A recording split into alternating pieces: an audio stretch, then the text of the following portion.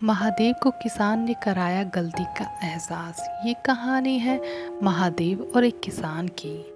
कई बार हम परिस्थितियों के कारण या फिर भावनाओं में बहकर कुछ ऐसे फैसले कर देते हैं जिससे कि हमारे कर्म प्रभावित होते हैं। आपको कर्म क्यों करना चाहिए? भगवान श्री कृष्ण ने कहा है कि हमें अपना कर्म हमेशा करना चाहिए और इसी पर आधारित है भगवान शिव और किसान की कथा। हम सभी व्यक्ति को अपना काम बड़ी निष्ठा और निस्वार्थ भाव से करना चाहिए।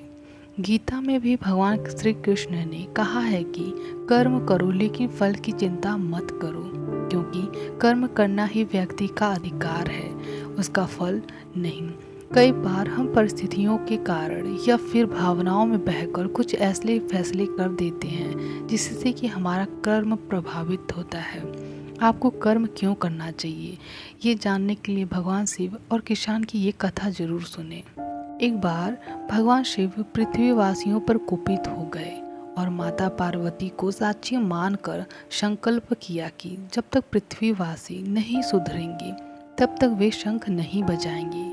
देव जानते थे कि शंकर भगवान शंख नहीं बजाएंगे तो बरसात नहीं होगी। इससे घोर अकाल पड़ गया। पानी की एक बूंद तक नहीं बरसी, धरती पर ताहिमान मच गया।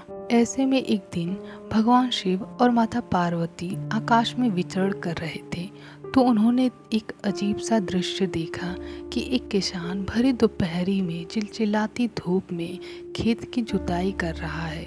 पसीने में नहाया हुआ है मगर अपनी ही धुन में बहुत मग्न है।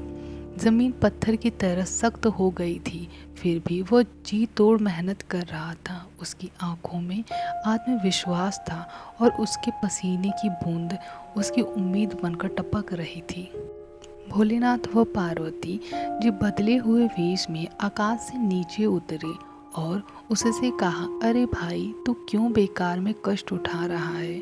सूखी बंजर धरती में केवल पसीने बहाने से खेती नहीं होती।